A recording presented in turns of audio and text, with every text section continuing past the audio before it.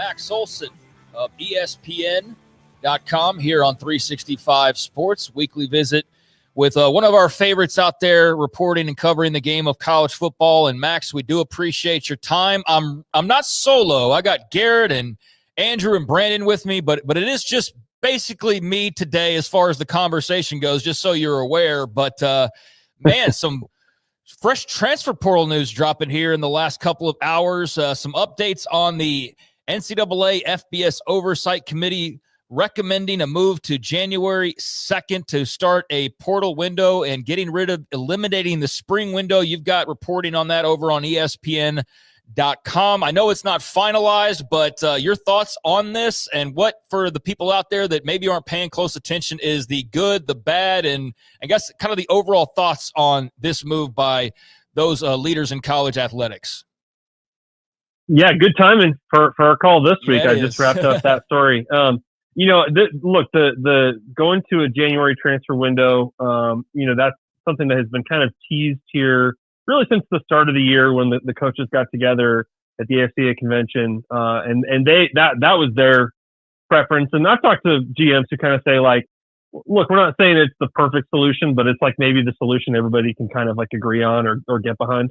And so what the coaches wanted is it may be what they get, and that is a 10-day transfer window in January, right after the CFP quarterfinals are completed, I believe. And certainly back then they were frustrated about Bo Prevula going in the portal, leaving Penn State. You got Preston Stone leaving SMU. These situations where playoff teams were losing players to the portal while the season was still going on, and certainly we're seeing the impact that has on bowl games too. So I think the coaches have always wanted to eliminate the spring window, and I think they've always been frustrated by the December window with the way that collides with conference title games, playoff games, coaching changes, high school signing day, all that stuff. So I think we are probably heading in the direction here of just the January portal and no spring portal, although there may be lawsuits that maybe undo some of that stuff. We shall see. But ultimately, that's just going to mean a really crazy few weeks of transfer moves in January. And, that's it. You're taking it from 30 days out of the year to 10. So, I mean, it's just, you're going to have thousands and thousands of players entering the portal every day, and it's going to be nuts. But I think that coaches wanted to move this later, past the bowl games, so that they, more of them could finish out their season with their team. And of course, it's not perfect, but there is this thing called school that starts, and so they can't just do this whenever they want, and that is the big. And every school's different, Craig. I mean, that's right. An important distinction in this stuff is that you say January 2nd. It's like, okay, well, there's some time there for guys to make decisions. Yes, there's not a lot of time for guys to take official visits and go to 5 schools and then make a decision. Like I think in a lot of cases you're going to be guys are going to take one trip and lock it in. And so because every school's got a different timing and for a different deadline in terms of being enrolled in school. So there's a lot of decisions that are going to happen in a very short period of time. And yeah, you're going to have players that aren't able to take a few weekend visits here, and really you're going to have to kind of rush these recruitments a little bit. Have you already cleared your calendar in January in anticipation of this, or did you kind of figure you'd have to do that anyways? Look, my wife and children are thrilled when they find out about this. That's my prediction. Like that's, not having to worry about the portal as much during Christmas and stuff.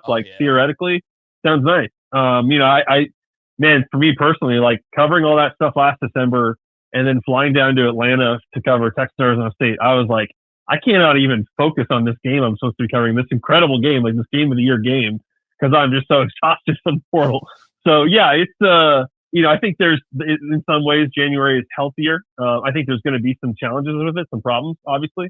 Look, the eliminating spring window is a different conversation, and I think a pretty interesting one. I think coaches have been frustrated that there's 2 free agency periods, and they're frustrated about the leverage that players and their agents have during that time to say, like, yes, we agreed to a deal in December or January, but like, we're gonna need a little bit more money now, or we're gonna go back in the portal. Like, I think that's very frustrating to folks. But at the same time, coaches have also used that period to get rid of players and to have some roster turnover and to go get those final pieces they think they need for their roster. And so, to confine that all to January, unless guys are just breaking breaking the rules and the stuff and going in the portal whenever they want, like ultimately, or transferring wherever they want. Like I think ultimately there's some pros and cons to getting rid of the April window. So I do want to talk about some games with you, but it's perfect timing, as you said, to have you on today with that news drop. And especially in light of just some of the comments around college football this past week. I noticed on your timeline, you said one of the funniest quotes of the season in regards to A.J. McCarron talking about teams having 40 to 50 million in NIL and Bama has less than 20. And you said, again, one of the funniest quotes of the season. You've got Mike Gundy and Dan Lanning's back and forth on, who has money and who doesn't. Just have you had a few chuckles this week looking at some of this? And why was that A.J. McCarron quote one of the funniest of the season?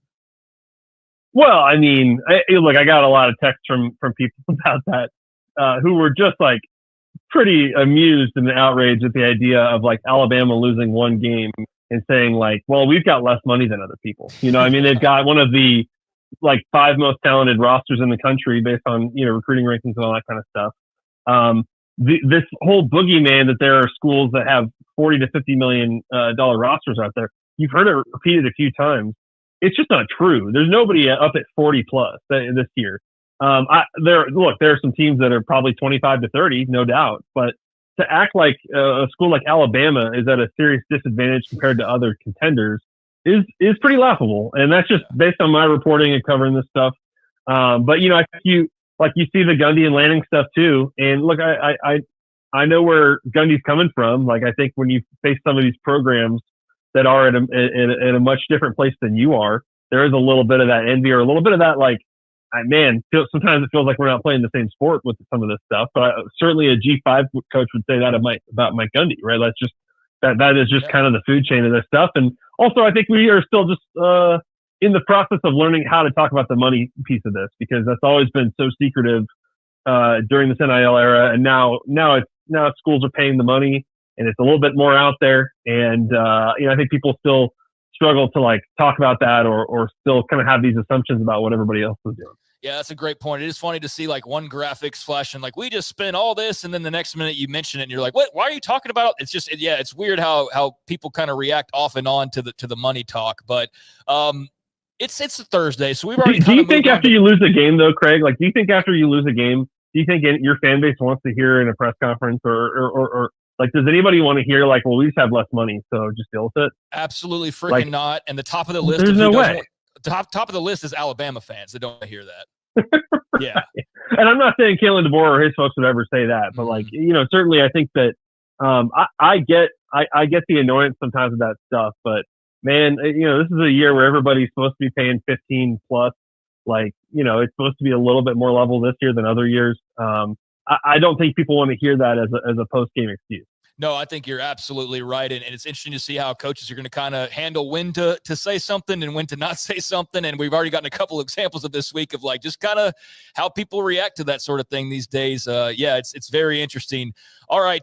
Before we look ahead a little bit, and I know you don't have much time here, so I want to at least look back to last week. We didn't get a chance to talk to you about Nebraska and Cincinnati. And T. Swift's there, the Kelseys are there and all of that. But I always like to ask you about the Huskers because we're all college football fans at the end of the day. And were you encouraged? Were you discouraged? How did you feel about Cincinnati having a chance to go down and make that very interesting at the end of that game before a timely interception?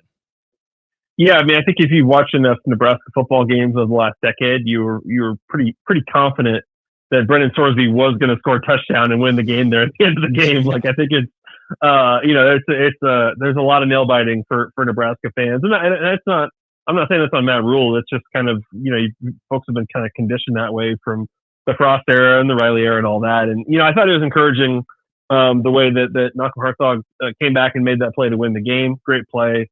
I think offensively, it looked like Nebraska was still kind of finding its rhythm a little bit.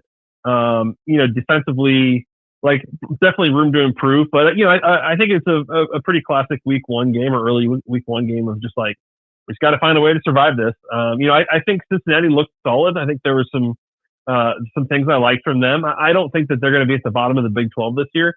But, I think for Nebraska, like, they are still just trying to scratch and claw and find ways to win close games. And so getting one done by any margin, by any means, like that's I think probably still a victory for Matt Rule and his squad. Definitely. Yeah, you're absolutely right. That's a loss like the last several years. So the fact that they just managed to not let that one go, that's a step forward. How big of a step forward? Well, that remains to be seen. So we got Oklahoma, Michigan as the big headliner this week. Just where's your head after what you saw last week? What's coming up this week? We'll end it with this. Where's your head on just what stood out to you? What is kind of top of mind for you with what we've seen and what we're expecting now? Yeah, I mean, I think Michigan Oklahoma is going to be tremendous. I think Brent Venables has got to be licking his lips about all the stuff he's going to throw at a freshman quarterback in Bryce Underwood, just like we saw from Matt Patricia last week against Arch Manning, right? Of like, all right, this guy's young, he hasn't seen this stuff. We're going to come up with some stuff that is going to confuse him, that's going to slow him down, and you certainly saw that with Hurts last week. Like, if you can kind of slow down the processing and guy doesn't know where to go with the ball, like you can make things a lot easier on defense. And so it's just see what Venables has for Bryce Underwood. I think he's unbelievably talented, and I think he's going to be a star very quickly. I liked what I saw from John Mateer in the opener. He missed some throws, but he also had a career high in terms of 30 completions in that game. And, I think the receiving core looks decent. That was a question mark for me. So I think Oklahoma's going to be able to move the ball in Michigan. I think that's going to be an excellent game. Really fired up for Cyhawk, fired up for Kansas, Missouri. I think there's some big games, certainly for the Big 12 in terms of that, how the conference is perceived. Like, those are not like I know Cyhawk is the big noon game, but like, I think those are, every time you get to play one of those, it's a big deal in terms of how the world and the committee and all that stuff views the strength of your conference. So, I like Iowa State to get it done. They have not won back-to-back games against Iowa since 2012. So that would be a pretty huge accomplishment. It's never happened under Matt Campbell. That would be a huge accomplishment for a team that I think is looking like one of the best in the conference. And, for KU, obviously massive as well if they can pull that off. Yeah, love the fact that the war is back between Kansas and Missouri. Long time coming. And, Iowa State, they win this weekend. I mean, they're in a very strong position moving forward. Max, I know time is precious, man, and you're very busy. Thanks so much for taking a little bit out for us. Find him at Max_Olson on Twitter. You can find his articles on ESPN.com and here with us usually on Thursdays throughout the season. Thanks so much, man. Have a great weekend.